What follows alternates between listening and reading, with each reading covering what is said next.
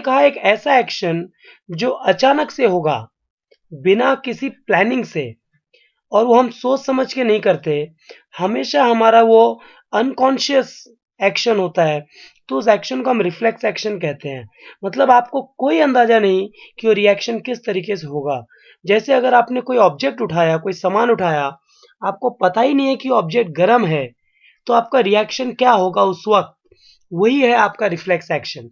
Reflex action में basically जो भी आप एक्शन दिखाओगे, उसमें हमारा जो रिसेप्टर्स होते हैं, इंटरनल रिसेप्टर या एक्सटर्नल रिसेप्टर, स्टिमुलेट हो जाते हैं, और उस स्टिमुलेट होने के बाद वो एक्शन को दिखाते हैं। और जो बेसिक यूनिट है रिफ्लेक्स एक्शन का, मतलब आप कह सकते हो कि structural and functional unit reflex action का, वो है रिफ्लेक्स आर्क। जैसे हमारे बॉडी का बेसिक यूनिट है सेल, वैसे ही रिफ्लेक्स एक्शन का बेसिक यूनिट होता है रिफ्लेक्स आर्क। एक रिफ्लेक्स एक्शन को ड्रॉ करने के लिए हमें सबसे पहला TS of spinal cord draw करना होगा। ये बहुत इजी तरीका है ड्रॉ करने के लिए। एक आधा एप्पल जो होता है, आप अगर उस तरीके से बनाएं तो शायद स्ट्रक्चर कुछ मिल जाए। यहाँ पे 4 ओपनिंग हम दिखा रहे हैं, एक लेफ्ट साइड बॉडी के लिए और एक राइट साइड के लिए, और सेंटर में जो हम दिखाएंगे वो होंगे स्पेशलाइज्ड न्यूरल कैनाल, और इसका जो नाम है बेसिकली न्यूरोसील कहते हैं उसे, और वो लेपेंडाइमा सेल से बना हुआ है। ये जो हम बना रहे हैं ये है सेंसरी न्यूरॉन के लिए रूट, डॉर्सल रूट कहते हैं इसे, और नीचे वाले को हम कहते हैं वेंट्रल रूट, जो मोटर न्यूरॉन लेगा। रिफ्लेक्स एक्शन का कुछ कंपोनेंट्स है जो हमें बहुत अच्छे से समझना होगा। आप ये मान के चलिए कि अगर आपको एक मच्छर काट रहा है, तो सबसे पहला चीज क्या होगा, आपके स्किन से उसका कांटेक्ट होगा, और जब स्किन से कांटेक्ट होगा तब रिसेप्टर्स स्टिमुलेट होते हैं। तो ये जो हमने बनाया पहले वो सेंसरी न्यूरॉन है।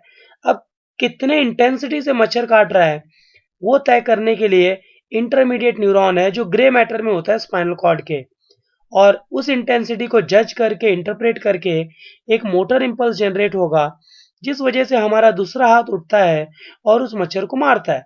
मान लीजिए मच्छर धीरे से काट रहा है तो आप उसे धीरे से मारेंगे, और अगर उस बहुत जोर से काट रहा है तो हमारा रिफ्लेक्स भी उतना ही फास्ट चलेगा और वो काम करता है।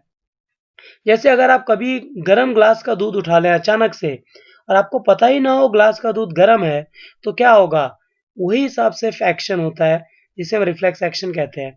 उसके कुछ कंपोनेंट्स हैं। पहला है receptor organ, effector organ, sensory neuron, motor neuron, और बीच में इंटरमीडिएट न्यूरॉन होता है।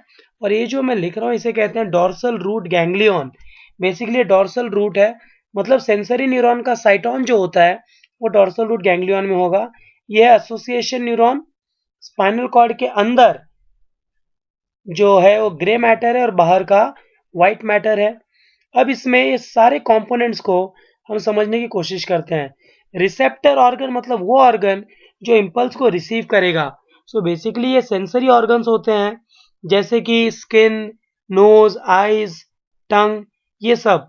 और जब वो स्टिमुलस रिसीव कर लेंगे तो उसे इंपल्स में कन्वर्ट करते हैं, और फिर वो इंपल्स रिसेप्टर ऑर्गन से ट्रेवल करता हुआ सेंसरी न्यूरॉन्स के थ्रू स्पाइनल कॉर्ड में जाएगा।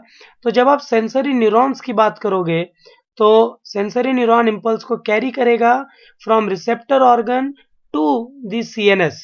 सीएनएस मतलब स्पाइनल कॉर्ड। और सेंसरी न्यूरॉन का जो साइटोन है वो डॉर्सल रूट गैंग्लियन में लोकेटेड है, और उसका एक्सॉन का एंडिंग ग्रे मैटर में है स्पाइनल कॉर्ड के। और एक बात, रिसेप्टर ऑर्गन्स को आप एफेरेंट ऑर्गन्स भी कह सकते हो। सेंसरी न्यूरॉन्स को एफेरेंट न्यूरॉन्स भी कहा जाता है, और इसका एक्सॉन जो है ग्रे मैटर में है। अब सेंसरी न्यूरॉन और एसोसिएशन न्यूरॉन एक पॉइंट पे मिलते हैं जिसे हम साइनैप्स कहते हैं। दो न्यूरॉन जहां मिलेंगे, एसोसिएशन न्यूरॉन जो पूरी तरह से ग्रे मैटर में है स्पाइनल कॉर्ड के, वो क्या करता है, आए हुए सेंसरी इंपल्स को रिसीव करता है, इंटरप्रेट करता है, समझता है, एनालाइज करता है, और फिर वो हिसाब से मोटर इंपल्स जनरेट करता है। तो एसोसिएशन न्यूरॉन जो है कहीं ना कहीं वो स्टिमुलस को समझता है, इंपल्स को एनालाइज करता है, और फिर एक मोटर इंपल्स जनरेट करेगा, और वो मोटर न्यूरॉन के थ्रू ट्रेवल करेगा इफेक्टर ऑर्गन को। मोटर न्यूरॉन का साइटोन वेंट्रल हॉर्न में है ग्रे मैटर का, और ये क्या कंडक्ट करेगा, motor impulse from CNS to effector organ. Effector organ मतलब वो ऑर्गन जिसपे असर दिखता है। ज्यादा करके इफेक्टर ऑर्गन्स मसल्स या तो ग्लैंड्स होते हैं। जैसे अगर आपके हाथों में पिन चुभ गया तो जो रिएक्शन आपके फेशियल एक्सप्रेशन से पता चलता है, तो वो कहीं ना कहीं मसल्स हैं। और जो हार्मोन्स रिलीज होते हैं बॉडी से, उनका भी इफेक्ट हमें दिखता है। तो बेसिकली इफेक्टर ऑर्गन्स असर दिखाते हैं। तो ये है सारे कंपोनेंट्स रिफ्लेक्स एक्शन के: receptor organ, sensory neuron, association neuron, motor neuron और इफेक्टर ऑर्गन। इसमें 5 कंपोनेंट्स होते हैं। उम्मीद करता हूँ आपको रिफ्लेक्स एक्शन काफ़ी अच्छे से समझ में आ गया होगा।